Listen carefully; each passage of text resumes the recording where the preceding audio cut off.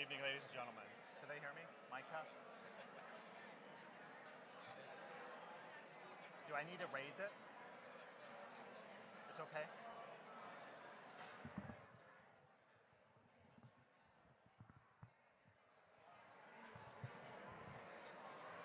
Good evening, ladies and gentlemen. Good evening, ladies and gentlemen. Mic test. Good evening, ladies and gentlemen. Can you guys hear me in the back? We're going to get started in about 1 minute. You guys can hear okay? Doing a little mic sound check.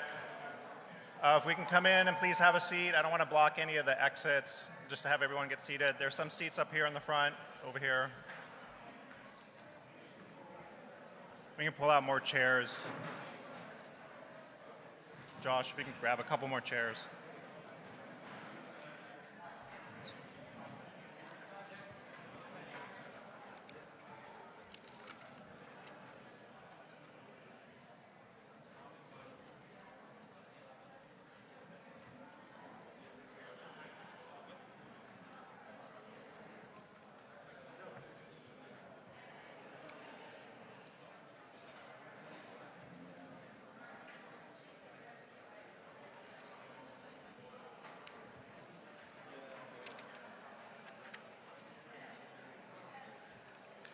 Thank you for bearing with us. We're going to grab a couple more seats so you guys can come in and have a seat to give you some room.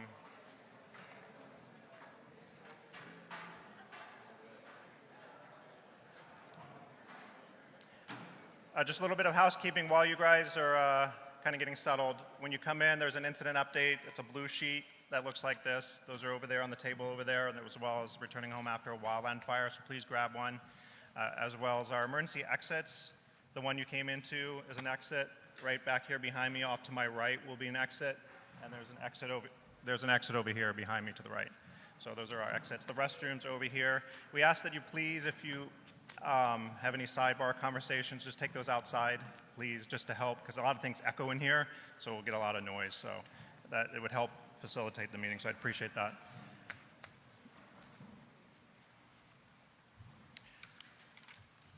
All right, good afternoon and good evening. Thank you guys for joining. This will be an incident update for, I'll wait for the alert go through.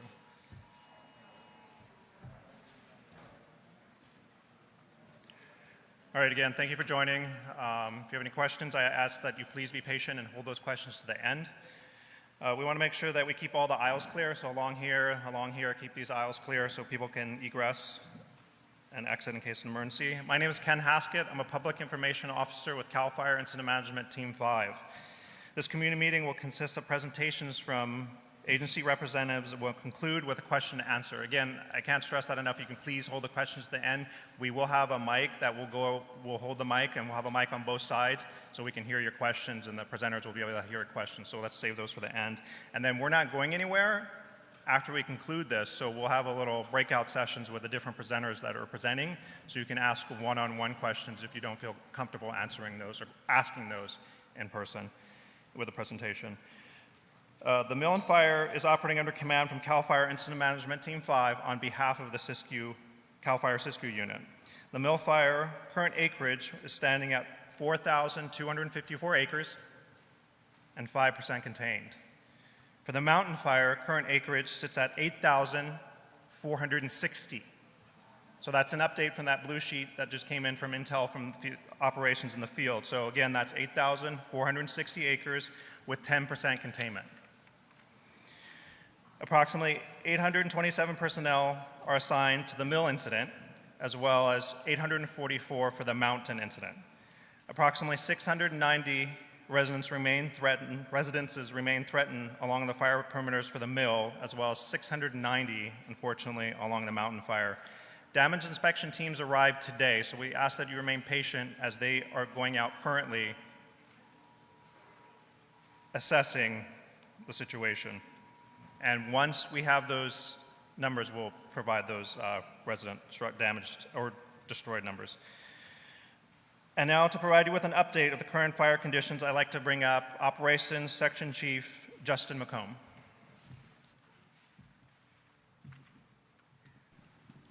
Can you all hear me? All right. My name is Justin Mccomb. I'm the Operations Section Chief for CAL FIRE Team 5. I'd also like to introduce Kent Cunningham. He's a Battalion Chief for the Siskiyou Unit. He was the incident commander on the mill fire from the start of the incident. He's also doing some operations still for the mill. And he will give the update on the mill fire, and I will give you the update for the mountain fire. And obviously, we do have two fires going on at the same time, but out towards the west is where the mountain fire is located. Currently, most of the fire progression is moving out towards the west. That's been 2 days in a row that we've had the progression going that direction. Our successes have been on the east side of the fire. We've been able to hold Gazelle-Callahan Road and establish an anchor point from the south. And we've either utilized bulldozers or our hand crews or our engines. And we've got some pretty good control line around that eastern edge of the fire. The western part is still giving us a little bit of issues. So we have a lot of crews out there today. They're trying to find entry points to get in there. It's really rugged terrain out there, but there is some existing logging roads that they're finding. So every day we're just building upon our control lines in there.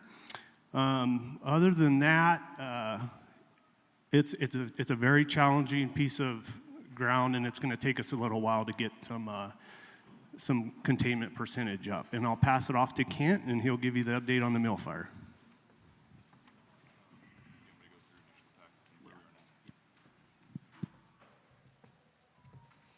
All right, good afternoon.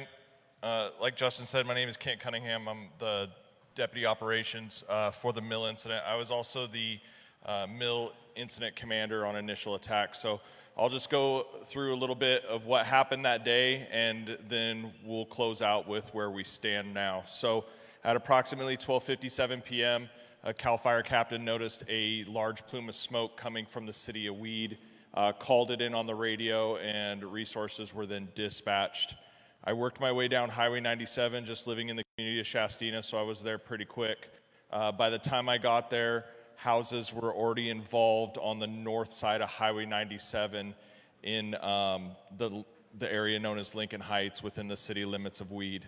I took command of the incident right away, got on my radio, talked to the air attack above head, and we doubled our aircraft order right away. I also placed an order for 20 Charlie strike teams. So a Charlie strike team is 5 engines. So I placed an order for 20 immediate needs. So that's 100 engines coming to this county right away. 25 bulldozers, 12 firefighting hand crews, and 25 water tenders was the initial order that got pushed into this. As the fire progressed and was already across 97 as I came down, it had jumped Hoy Road and was progressing rapidly to the north. We got our divisions set up, and as resources started coming in, we started putting them in play on the west and the east side and the north side of the fire. We were very fortunate that we had a battalion chief coming down from the Wairika area. So I called him on the radio and told him, hey, you've got the north end, or we break our fires up into divisions. But I told him, you got Division Mike, I'm going to start pumping resources your way, try and hold Jackson Ranch Road, because it was going so hard and so fast, we knew it was going there. We were very successful with a lot of the aircraft, which is very tough to do when the wind is blowing that hard. So we had a lot of Type 1 air tankers, or what we call VLATs. They're the giant ones that you would normally see passengers travel in. Well, they're carrying a lot of retardant in them. So we had a lot of good successes with them.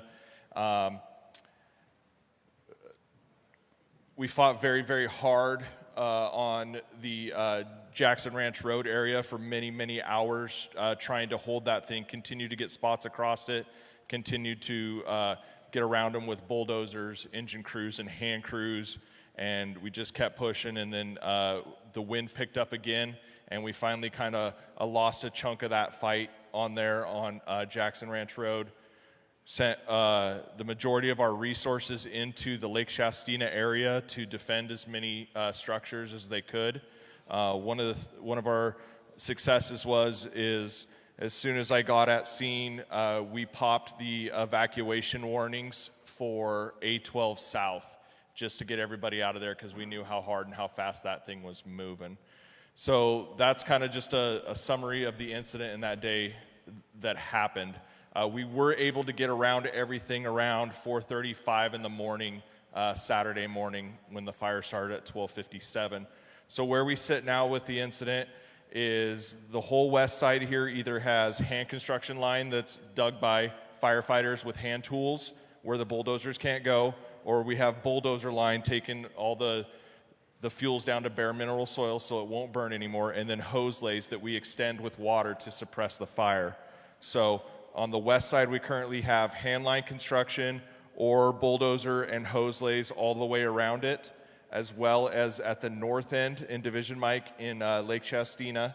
And then over here on the east end, paralleling Highway 97, there's also dozer line, hand line in there, and the fire is currently holding in its current footprint and has since we caught it that morning at 5:30. So we're continuing to work hard in there.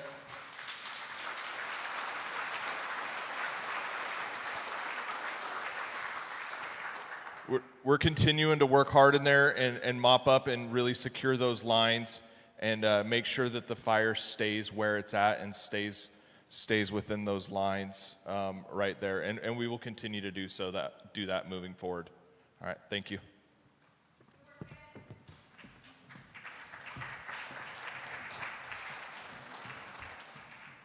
Thank you, Kent and Justin, for that. Next up, we're going to hear from our fire behavior analyst, Troy Valine.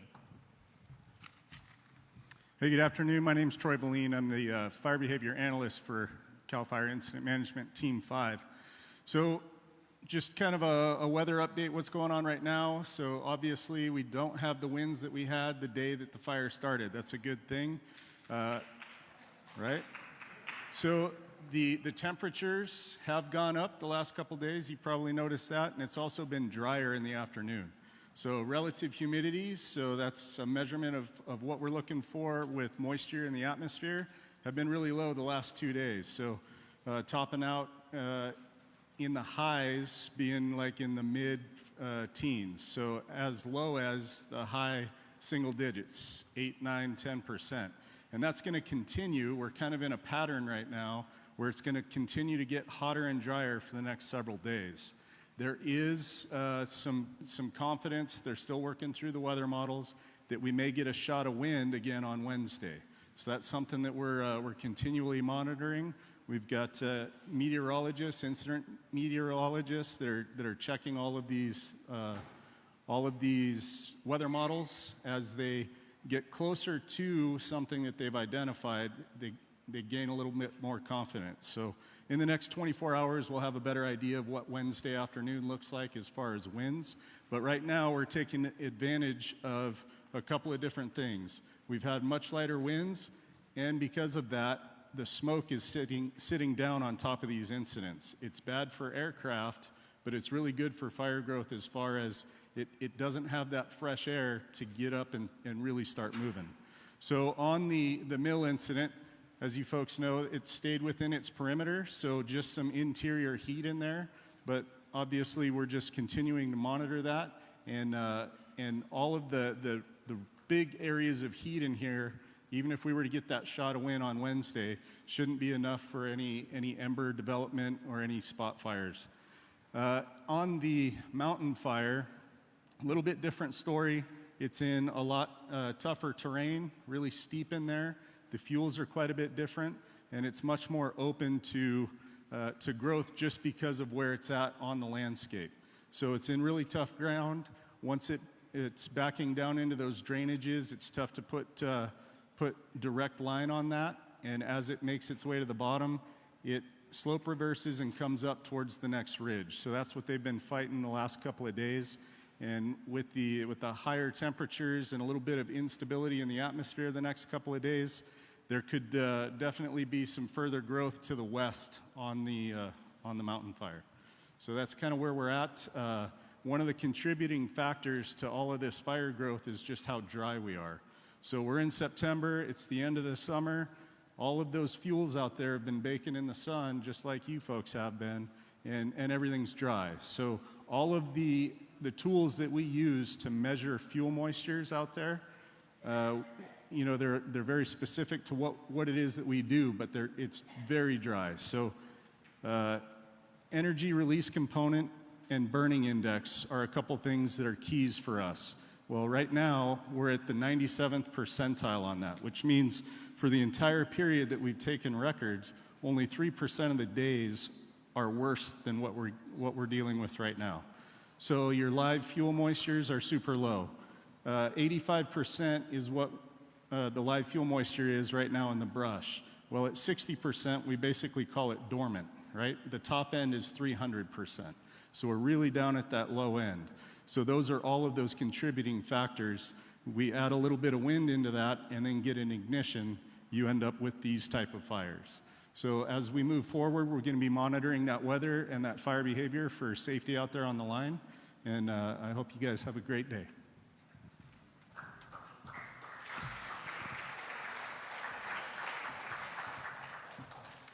Thank you. I need to make one correction for the mill fire. We're not at 5% containment, we're at 25. 25. So I'm glad some of you noticed that. 25. Next, I'd like to introduce and bring up Siskiyou County Sheriff Jeremiah Larue.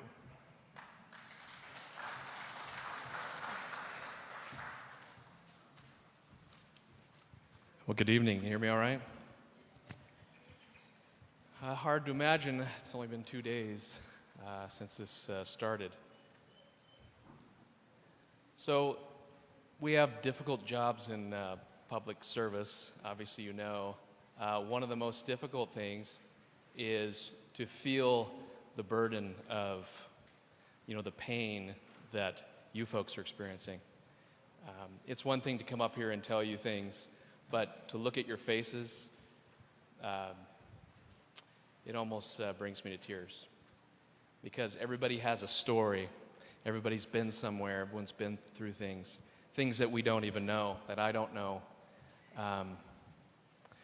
The reason I say that is because, again, I have the job of sharing some sad news. And like the previous fires, they have progressively gotten worse over the years.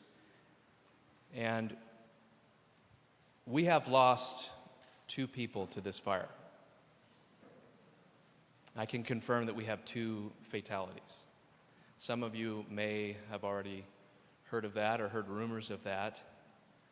There's no easy way of putting that. But what I would like to do with that information is to have a moment of silence for those that we have lost. So if you could please bow your head and join me in that, just for a brief moment of silence.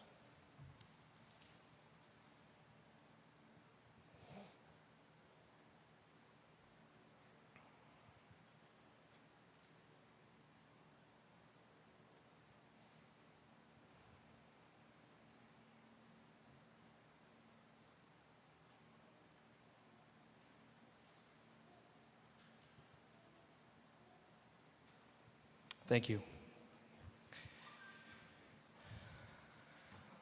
So a couple things. There's a lot going on. We have had an excellent mutual aid response from law enforcement, from our neighboring counties. We've had anywhere between 40 to 60 law enforcement officers that have come up here to assist us just from a simple phone call. People know that we're struggling, we've been through a lot, and they are here at a moment's notice to come and help us. So I'm very thankful for the mutual aid process that we have through Cal OES. It's all about neighbor helping neighbor. Many of you do that with each other. And I know there's been a lot of struggles, there's a lot of unanswered questions, but I want you to know that as a sheriff, but also our community, we hear you on that, and we're right there with you. This is all about going alongside of you through this process. Because when one of us hurts, we all hurt. It's so true. I am a part of this community just like you. And so I feel that burden of going through these things with you. So with that, I want you to give you a little picture of what law enforcement's doing. There's a lot of partners. Again, we have local jurisdictions, whether it's the city of Weed, Lake Shastina, and we also have California Highway Patrol. And again, counties from all over and cities that have come up to help us. So because this fire has covered so much ground, we have those different partners. So unlike other fires where it's just the sheriff's office jurisdiction, there's much more of a collaboration. And so we have different things occurring in different parts of the county depending on where those are. So with the city of Weed, we're helping the city make sure that there is security for the areas that have been burned and devastated, making sure roadblocks are intact, and providing any law enforcement services that we can offer to the city upon request. We are there for them. And the same thing with Lake Shastina community. We've spent this entire time together, going through street by street during the evacuations, and then today, and we're going to stay through it. You don't have to worry about us going anywhere because we're here for you and the community. And so I'm sure there's a million questions, and I'm sure we'll have time to get into that if you have specifics about law enforcement response and what's going on. Usually it's about when can I get home? That's a great question. Totally understand that. And it depends on where you live, of course. You might have seen recently that there has been some evacuation downgrades. So we've gone from orders to warnings, which means that there is the ability that you can return. There's power issues. I got the same thing rattling around in my head that I'm sure many of you were thinking. So as time goes on, I just asked if you could help be patient with us. It's hard. I'm not really good at it myself at times, but we are trying our best, and behind the scenes there's an army of people that are working to ensure that when you get home or when you get back to your property that you're safe. With any devastation, just so you know, there's always going to be concern for hazardous materials, whether it's asbestos or fuels and those kinds of things. I just want to throw that out a little bit to keep that in the back of your mind as time goes on, so that we're thinking of our own safety and the safety of others as we start planning.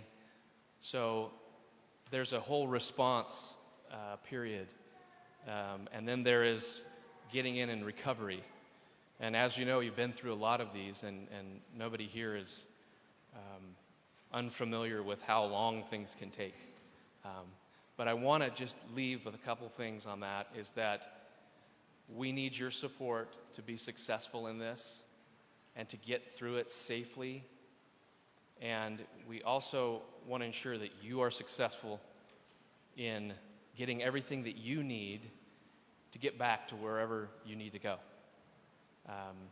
There's issues about property, there's issues about livestock, agriculture. So we're always thinking about that, just so you know. And everyone, again, has an own individual story, and I see it on your face.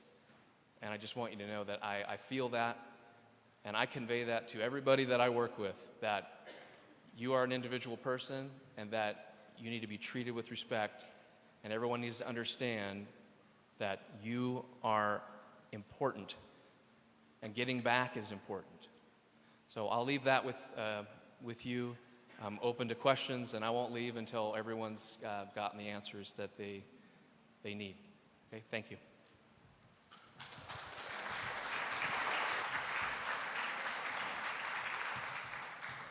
Thank you, Sheriff Larue. Next, I'd like to bring up Siskiyou County Office of Emergency Management, Brian Shernoni. Good evening, everyone. Nice to see everyone again.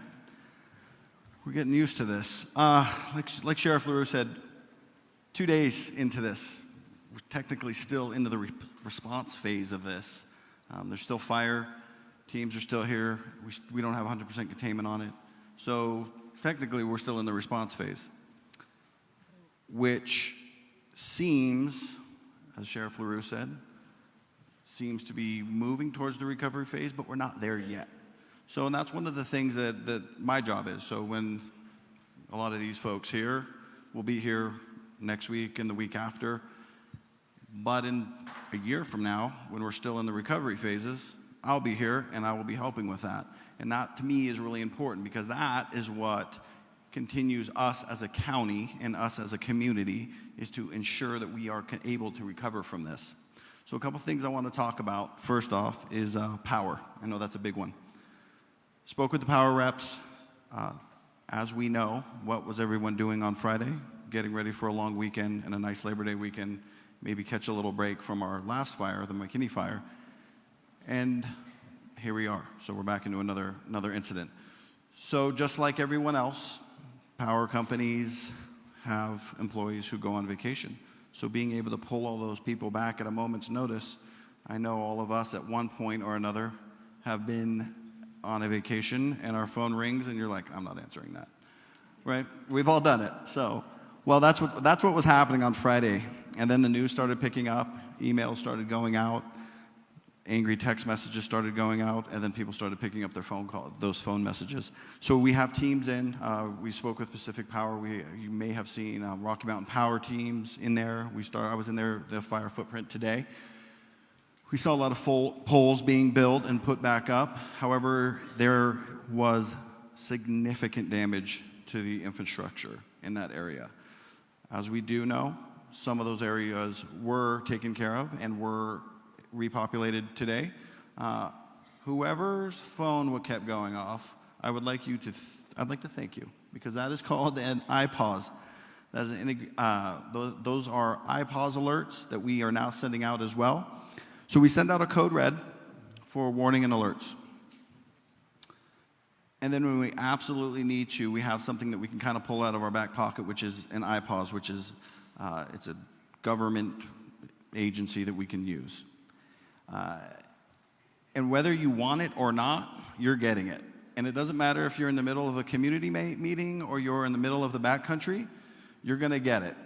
So we've been pushing those out. That is something that I've really driven home lately, is that we will be using iPause whenever there's an evacuation order. So you may get those, and you may get a few of them until you kind of say, no, I don't want any more of those. You can turn it off. But otherwise, they'll come in really inopportune times. So if you're somewhere that doesn't need to be getting an iPause, maybe put your phone away.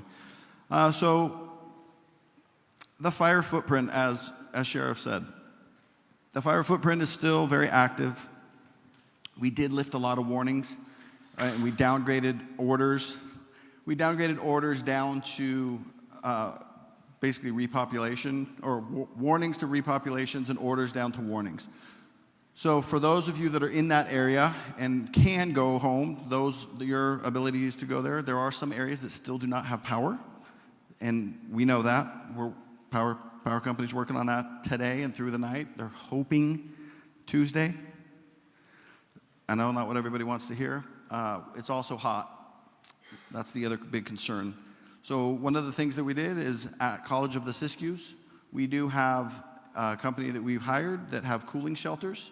So we have multiple tents that you can go cool off. Also, we have donation points there. We also have a food vendor that will be there serving food if you need it. So if you're evacuated or out of the area, please use those facilities. It might just be nice to get in there and cool off if you can, absolutely. One of the other big concerns that we had was the Verizon in the area. So quick show of hands, who has Verizon? Right, pretty much everyone in Siskiyou County. I think I might be the only guy that has AT&T. But when Verizon doesn't work, right, we're all kind of in a mess. So we have a state tasking today. The director of emergency services for the state was here, and that was one of my requests. I want Verizon here right now. So they are en route. Yes, I hear an iPause. So Verizon has been state tasked to come up and start getting better service up here. So we can get warning alerts. We can figure out what we need to do. We can go to Siskiyou County OES page, which is probably one of the best pages out there. We can go to the sheriff's page, which is it's a good page as well. But all those areas, all those pages, those have all of your information that you need. So when it comes to recovery, we have a recovery section on that. When it comes to warning and alerts, we have a warning and alert. So we have all this information set up for you to go. But first we need internet service to be able to do that, or we need cellular service to do that. We can do that now. So last message that I got is they are en route. So there are trucks with Verizon equipment. So they're called Cows, Cell on Wheel. Super creative name. So they're going to be out there, and there'll be you'll see some towers out there that will definitely have one at College of the Siskiyous as well. Sheltering. We still have folks in the shelter. Red Cross has stepped up as one of our partners for this. If you need it, they're there. They've been fantastic. Really appreciate their work. Animals. We still have 190 animals in our shelter. They are being well taken care of. We have an amazing staff that volunteers whenever there's an incident. People show up and they start volunteering. So if you have livestock, non-commercial livestock, so horses and everything else out there, they're being fed, they're being taken care of, they're being brushed and combed and pet and all the other things. Our animal shelter, I was just out there the other day, well taken care of. So I can't thank those volunteers enough. Like I said, Code Red and Zone Haven are our two primary resources for information when there's an emergency going out. If you need information and you don't have information, Zone Haven, Community Zone Haven works. Okay, that's not an iPause, but so the one with that is really important because this was something we didn't see, right? We didn't see this coming. We rely on Zone Haven for our information, but then when we don't have cell service in the area, it makes it really difficult for you to go on. We also set up telephone numbers. So if you use those telephone numbers, hopefully you got the information that you needed. So we were in the Emergency Operations Center answering phone calls as needed and getting the information out. That's the most important thing for us, is to make sure that you have the information that you need. And then last but not least is recovery. So we've started this process. I've asked for phase 1 debris removal, and it's been accepted.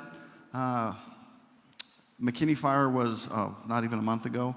So many McKinney Fire assets are already on ground. They just got there, started work on Friday. They're gonna just lump it all together and start the debris removal with McKinney and the Bulls Fire, or I'm sorry, not Bulls Fire, wrong thing. Mill Fire, jeez. So that is going to be that's going to be a huge lift from the state, and that's definitely going to help us to get and start that road to recovery. The one thing that I really want to say and make sure for you guys, as an echo that the sheriff said, there's hazardous debris. We all can think about what was in our garage. Well, that melts and goes into the dirt, and then when we walk around and kick it around, that's dangerous. So please, please, please, for your safety, take the time until we can get you the proper open area and safe area, so we can make sure that those energized power lines or any of the other stuff, but also we can get you the PPE, the personal protective equipment, so you can go in there. We as a county just took care of that. We just ordered a bunch of PPE, so when it's time to get in there and sift, look for your belongings. We'll have the proper equipment for you to do that without the potential of asbestos and everything else that you might be inhaling. So that is the recovery process. Last but not least, we do have a LAC that we will be putting together shortly, which is a local assistance center for those of you that may have lost. We will have a LAC set up. Please refer to my Siskiyou County OES page or the Siskiyou County Sheriff page. Our partners with this have been fantastic. The Forest Service, you haven't been thanked, but thank you very much. They're sharing all of our information. A lot of folks are still looking at their website and our website for the McKinney.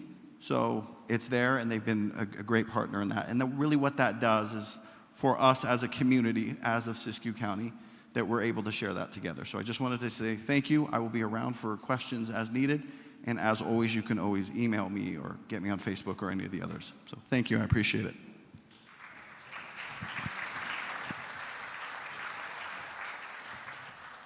Thank you, Brian. Next, I'd like to introduce the unit chief from Siskiyou Unit, Chief Anzo. Good evening, everybody. My name is Phil Anzo. I'm the unit chief here in CAL FIRE Siskiyou. I want to start off by saying my condolences from CAL FIRE Siskiyou to those that lost loved ones in this incident.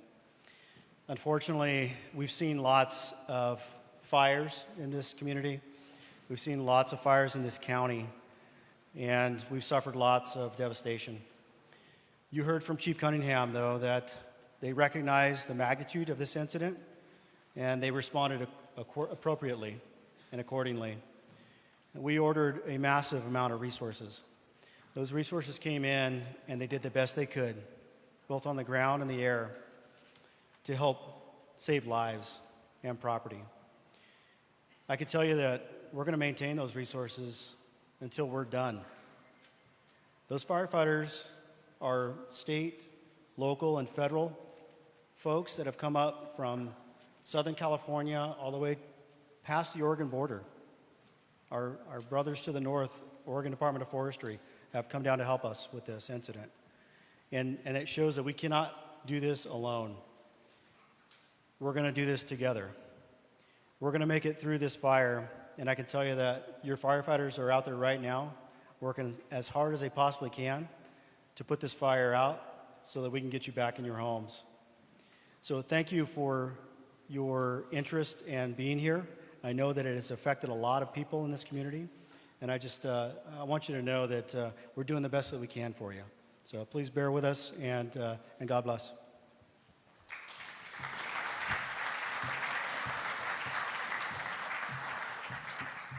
Thank you, Chief Anzo. Next, I'd like to introduce, for closing comments, the CAL Fire Incident Management Team 5, Chief Todd Hopkins. Good afternoon, everyone. My name is Todd Hopkins. I'm the Incident Commander for CAL Fire Incident Management Team 5. I'll just explain real quick what an incident management team is. We are comprised of 63 personnel from all the way down by the Mexican border to up here in Siskiyou by the Oregon border, of different members with different specialties. We make up a command staff that has our PIOs that's putting on events like this, liaisons to deal with community members. We have a finance section, a safety section, a planning section. You met some people from our operations section and a logistics section. And what we do is we come up when a unit gets either too much, like overwhelmed with logistics, finance, or operations, and just needs help managing the fire. And we are comprised of all different agencies throughout the state. So Friday evening, we got a call about 6 o'clock at night saying that our team was going to be activated. And what I can tell you is that our team came from all throughout the state. We were here by the next morning and assumed command of both fires for the unit. And what that does is that allows the unit to go back and do their normal day-to-day business, why we take this burden of these two fires off their hands and manage it for them. One of the things I do want to thank everyone is for being patient. I know it's been 2 days, and I know a lot of you are out of your home still. A lot of you are probably saying, why am I still out of my house when there's no smoke in the air? We don't see fire moving all throughout the landscape. Well, when the fire runs through, there's a lot of damage that's done besides just the fire. We have the infrastructure that we have to worry about. And it's not only a safety issue for you coming back in, but it's also a safety for the firefighters that are, and the other personnel that are working out there trying to get you back into your home. So I can tell you that every day, multiple times, we are looking at when we can get you back into your homes. That is our number one priority, is to get you back to just normalcy, just get you back in so you can do your day-to-day lives. I know that this community has been through a lot of fires through the past years. I know this isn't a first for most of you. Our team is very sensitive to that. We do have team members that are do live up in this area. We have team members that have in different areas. We just got done managing the Oak Fire in Madera, Mariposa, where we had team members where their houses were threatened and evacuated. So we do get it. And I promise you that we're doing everything we can to get you back into your houses as fast as we can, but we have to do it safely, not only for you, but for the firefighters who are out there. So what I do ask is that when we do lift an evacuation order and downgrade it to a warning and you're allowed to go back in, please be cognizant that there are personnel working out there. Not only firefighters, but we have utility workers, we have law enforcement officers, and many other people that are trying to get you back to your normal lives. So just be careful when you're going back to your homes, and please watch out for the personnel that are out there. So thank you for allowing us to serve you, and God bless.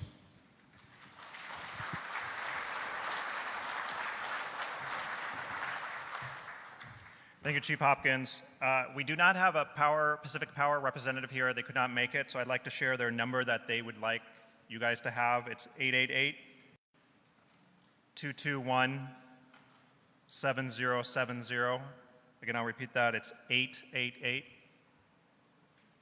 888-221-7070. So that's Pacific Power, and their website is www.pacificpower, one word, .net. It's pacificpower.net. This concludes the presentation portion for our community meeting. We will now answer questions. For specific questions regarding addresses, we ask that you hold those to the end when we're going to have the functional breakouts, and Chief Mccomb and Chief Cunningham will address those. Be able to answer those specific questions. For overall questions related to both fires, please speak into the mic. We'll have 2 mics in the field out here. We'll have one over here. Jazz Shaw will have 1 mic, as well as Josh Padron. We ask that you not take the mic from them, speak into the mic so everyone here can hear you, and then we'll address your question and have the correct presenter address that question.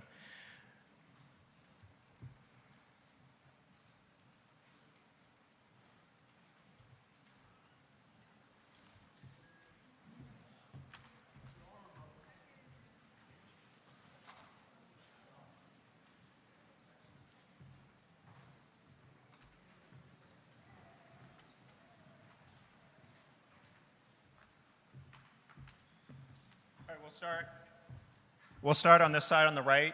Do you guys have any questions? Just go ahead and raise your hand, and the mic will come over here to you. We have Rick Carhart.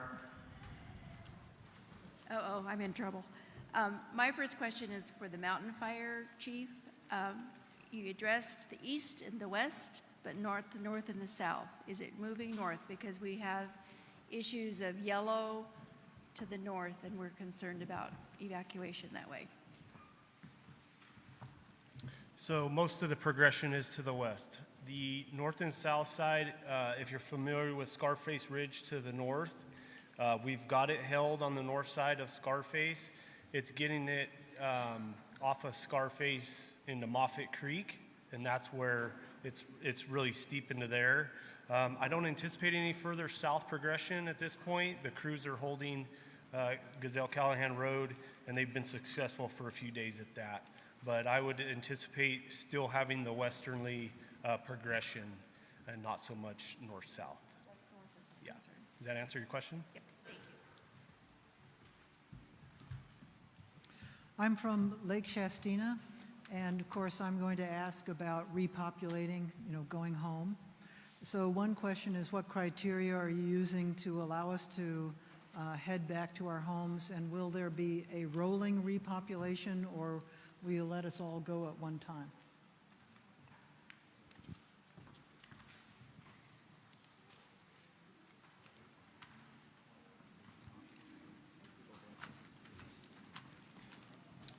Okay, so for repopulation, we have meetings to where we look at all different factors. We look at things as the fire, what's going on with the fire. We look at the infrastructure. We speak with law enforcement on what their needs are and how long it would take for them to do repopulation. So I can't give you a specific answer on when and exactly when we're going, but that's our process, is that it's not just fire and law enforcement that usually sign off on that. The sheriff does have the ultimate decision if he allows to open up a repopulation, but we have a process that we go through to make sure, as I explained earlier, that everybody, the firefighters and the community, are safe to go back into that area. And once we meet those criteria, then we open up the different sections. So, different sections of Lake Shastina, or all of Lake Shastina at once? You want to answer that part? See if I can help a little bit. So if you go on Zone Haven, you'll see the different numbers. Hopefully, the whole message would be know your zone. So what was just discussed is true. So things we're looking at, it's not necessarily, for instance, just power. Like that's not something that's going to keep you out in and of itself. For example, Shastina, there's certain areas that are affected, and then there's other areas that were evacuated just potentially could be threatened. And so what we do is sometimes we can let everybody back in at once. Likely what's going to happen here, and you're probably already seeing it if you've seen the recent downgrades to a warning, is there's certain areas that are being allowed to go back because there's no threat in a sense, or an immediate threat, it's under warning.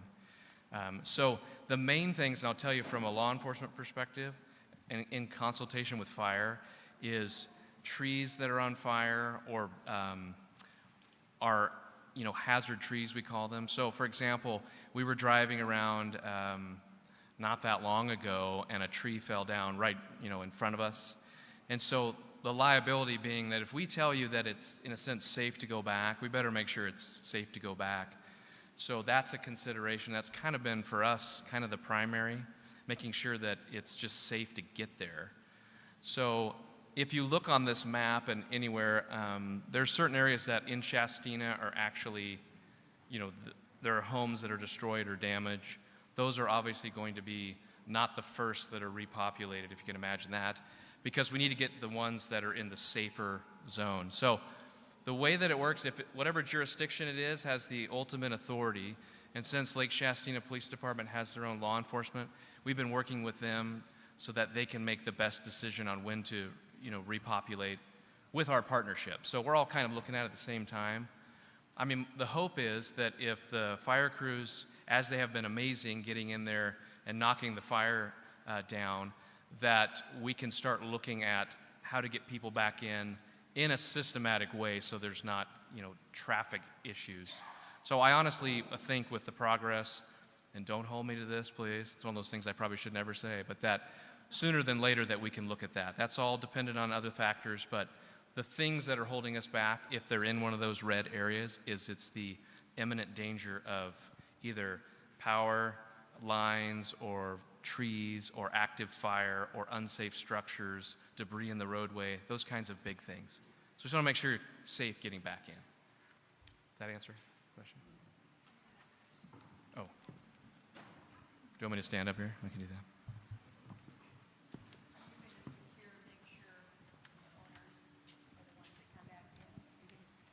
Are you Yes. going to check and make sure that it is a property owner that's going back in when you do let us in? That's a great Yes. question. We hope that you don't have new roommates at the end of that. So a little bit of humor is not bad. So the way that we try to make sure that it's educated the way that we do it. We have law enforcement, strong presence of law enforcement. That's going to be making sure that people are where they're supposed to be. So sometimes we can do it at a road closure where we're checking, letting it in for residents only in the area. Because what we don't want is to have, a tour bus go through the area when you're trying to get back home. Because that's not going to happen. So the areas that are affected, we want to make sure that generally is how we do it. We want residents to go back home. So we'll ensure that we look at the ID. Now, if it's in an area that's just in a warning, generally don't check every single person's identification, but just so you know, we're out there so that we can be in contact with you. So if you have a uninvited guest, let us know. But we're going to be out patrolling in full force for that. So, but we do want to make sure that the priority is getting you back, not having other looky-loos go through. If that makes sense. Yeah. Yes.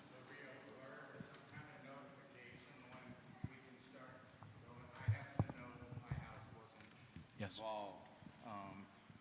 And I just want to know when I can start approaching the roadblocks and giving my ID and asking if it's safe. I appreciate that. That's a very good question.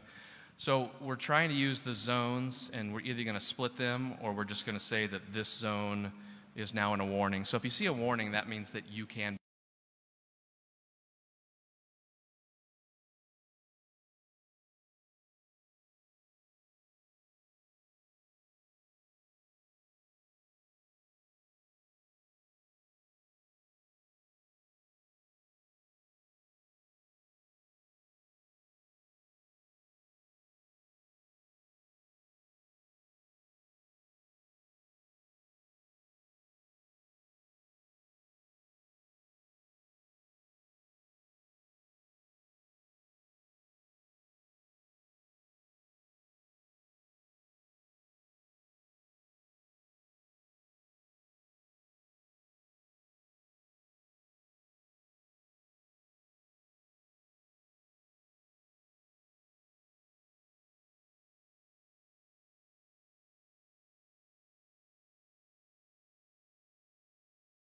social media, it'll be out there as well.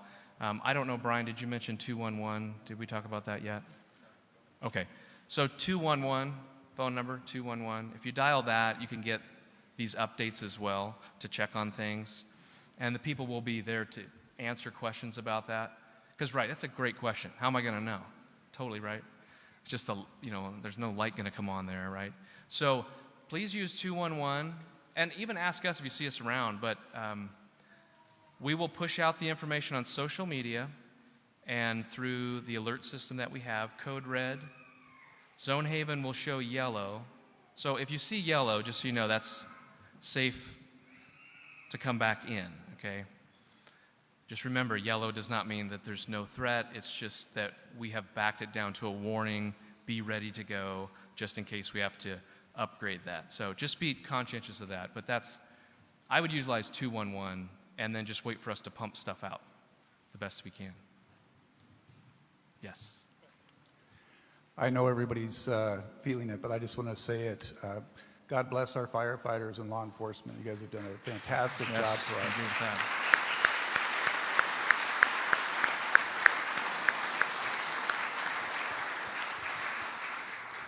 And just a slight follow-up to the most recent questions. So is there a definitive site, or when you call 211, then are you going to punch in your address, or how do you know, or is it by the zones? So you will have, know your zone. So if you have that, if you can look it up on the map, and we can help you here if you don't know, okay? We want to get the information out, but you'll actually talk to somebody, and you can ask that question, is it safe for me to go back? We do have another phone number in the EOC, which is the Emergency Operations Center. Same type of information can be relayed, but you'll reach a real person, so you can ask. And don't feel bad. If you go in Zone Haven, you can actually type your address in, or you can zoom in on it. And if it's yellow, you're going to be okay. Or if there's no warning, if it's red, that's going to be the questionable order area. But feel free to call and just say, I live at this address. Can I come back? And they'll tell you, for sure. Okay, thank you. You can call us, absolutely. So 211, so I'm trying to, you can call, dispatch is being inundated, but if you could utilize 211, or I can get you the EOC, do we have that, Brian, the EOC number? We'll get it before you go. It's a number that goes to our information line there. So, thank you for that. I inform my neighbors would like to know if we still have a house to go to on Lookout Court. How do we find that out? Yes, great question. So what we're doing, and we have resources to help with that. That is frustrating. I couldn't think of anything more frustrating, honestly, is not knowing and waiting. So, am I in the way? Okay, just checking. I thought I was going to get kicked off. The hook. So we can help with that. And, the first few days are absolutely chaotic. But as time goes on, everybody, have at least law enforcement, firefighter, we're all understanding of finding out. And what we will do is we have no problem going and checking to let you know. We've done that before. And we're at a place that I feel comfortable with that, because that's a great question. And we can help with that. So I will say this part, though. Make sure that it's law enforcement going and checking, because we've already had these rumors. There are people out there that claim to be somebody that want to go look at your house, basically. Please don't do that, because it disgusts me that people would reach such a low level. So please contact us through the EOC, and what we will do is we will get out there to check. And so we can get that to you. I don't think that's a problem at all. I just want to make sure if I don't have a house, I can call my insurance agent. Get the ball rolling. I understand that. Thank you for that. Yes, so the question here is, when can that start happening? So what I would ask, though, obviously if we had 5,000 people call in, so be conscientious of a few things. Number one, a large area that has been downgraded to a warning is now open. Think about, if you look here where the fire area is, because that will kind of tell you, what the chances are, if you will, of fire behavior affecting your home, and try to help us out, because sometimes we get calls, far away wanting to know. So just try to help us out with that so we can take care of you, but also not be incredibly inundated, because there are a lot of people that are affected by that. But we do want to reach you, and we want to get that information to you.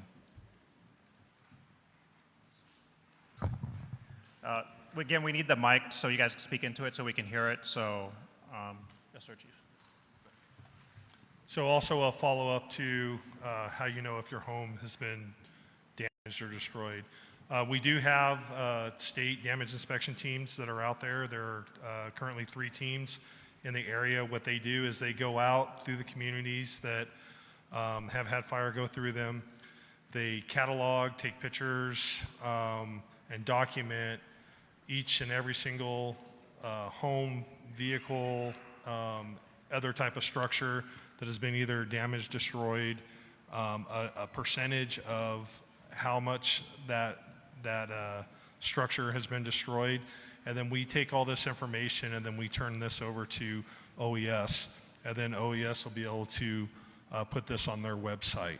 It does take the team a couple of days to start gathering this information, because they literally drive to an area and then they physically walk house to house to house to document all this. So it does take a little bit of time. I'm confident that they will be getting some information in that then they have to get all the data into their computers and then get it over to OES. But that is the typical process that happens. The damage inspection team, I believe, started today, or yes, today. Yeah, so they did start today. Hi, I'm in Lake Chestina, and I have found online all the maps you've talked about. However, they use numbers, those code numbers or whatever. Is there a place I can go to see what zone I'm in?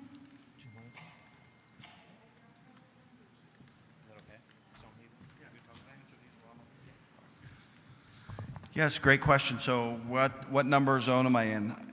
So the top part of that, and we just talked about this internet thing, and now all of a sudden my AT&T doesn't work.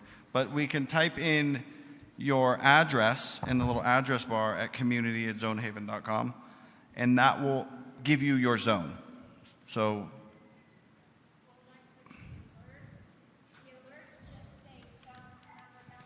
right. Now, I want to be just one quick thing. I want to actually kind of address that whole thing. So folks ask, hey, I don't know my zone, and I'm getting an alert. So those alerts are geographically tailored to you. So if you live in that zone, guess what? You're getting that alert. So that's the other thing. So we know that if you have signed up for Code Red, and that's going to be that area, that's going to push everybody in that little shape file is going to get that alert. But we will help you afterwards, okay? All right, sounds good. So I also have a couple other questions, or a couple questions to answer. Where's drinkable water? So at College of the Siskiyous has drinkable water. We have cases and pallets of ice cold water, so go grab some. They're working very hard, Lake Chestina CSDs, to make sure that water's back on, tanks are clean, everything was good. That was one of our deciding factors of the repopulation. For some of you have been sitting here for a while, we have repopulated a lot of those areas. You may have gotten the alerts, and if not, we can pull something up somewhere and get that. Yeah, that is at the Weed campus. 2 other things. Will the LAC be in Weed? Yes, absolutely. That's our plan. We want to make sure and keep it as convenient as possible, and that's going to be our thing. There'll also be transportation that we'll be setting up as well to make sure that folks need to get to a LAC, which is a local assistance center, and it's going to have everything that you need for that recovery process. The other thing I wanted to talk about, so I'm going to talk about these phone numbers, so I'm going to have you guys get some pens and papers out. But first, one thing that's really important that I forgot to mention is that our forest around us were on fire, and a lot of this area that we have seen, Fences have been burnt, so we have cows walking around. So when you're driving, please be careful. There are animals that are very confused. Some of these animals haven't had water. Some of these animals may have been injured, whether they be wild animals or domestic animals. That's one of the things that we really need to keep an eye out for when we're driving, especially near the fire footprint or bringing ourselves back into the repopulated areas. So cows and animals of all, especially domestic animals. All right, now that you have a pen, are you ready? Sorry about this, Emergency Operations Center. 643-3661. 530, yes. Or 643-3662. This is the Emergency Operations Center. If you have questions, maybe you're just not that tech savvy, or nor do you want to be tech savvy, give them a call and we'll start answering those questions for you. One more time? Yep, absolutely. 530-643-3661 or 3662. Operators are standing by. Actually, I don't know if they are, but I'm sure they are. Power. Why don't we have power?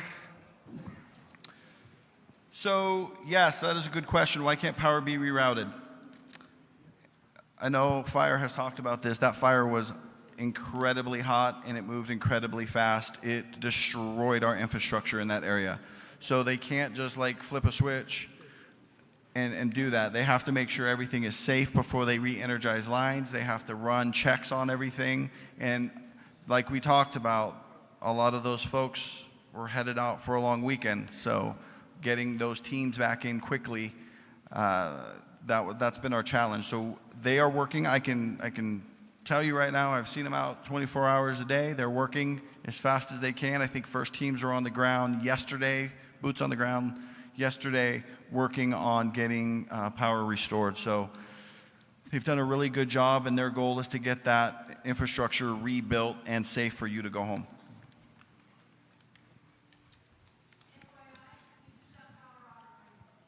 Power on is on Rainbow. All right, thank you. Hi, I live north of the mountain fire between the ridge line and I-5. And my question is, what percentage of line has been completed on the east flank of the mountain fire?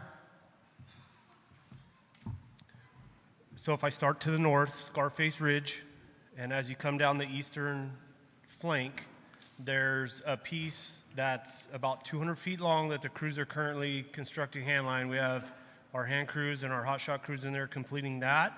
Once that's done today, we'll have some sort of direct control line from Scarface all the way back down to Gazelle Callahan Road.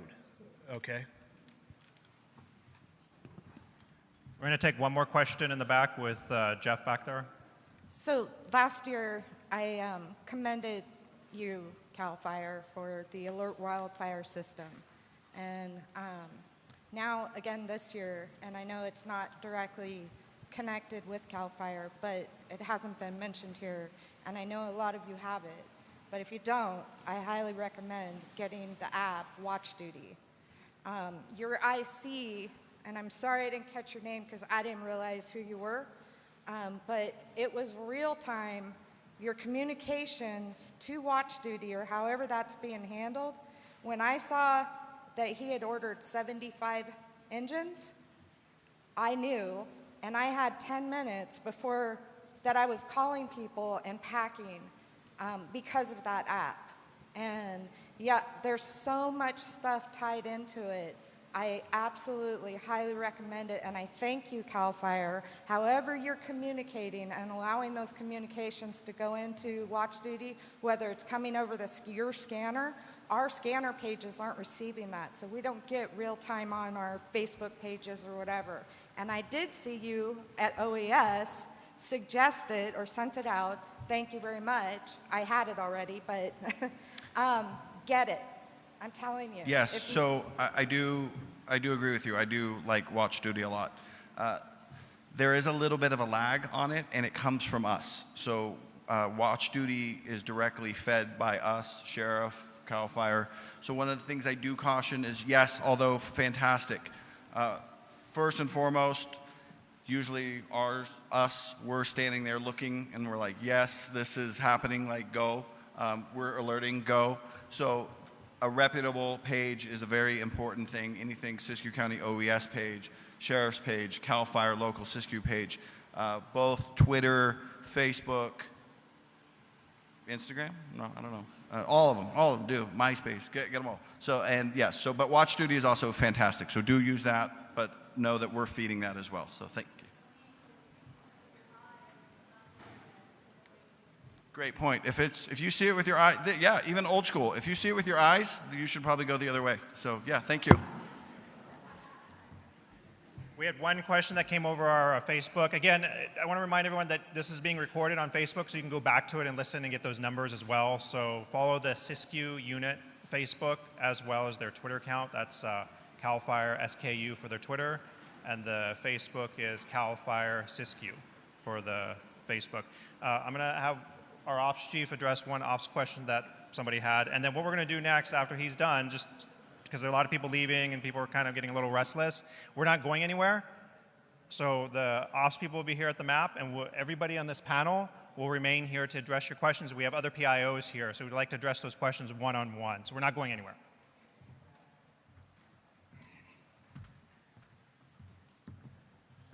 So we had somebody online asked the question of what threat does the new Pluto fire pose to us? It's near Pluto Cave, and there is no threat. It was a 10-foot by 10-foot fire off of the roadway that the fire crews put out, so no threat.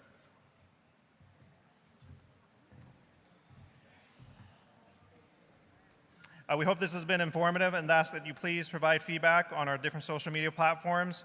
Our speakers, as I mentioned, and PIOs will remain here. We have PIOs at the different maps, the A-frames. All the panel will remain. We're not going anywhere. So if your question did get addressed, we can address those one-on-one. This concludes our presentation. We thank you for attending, and please have a safe Labor Day weekend.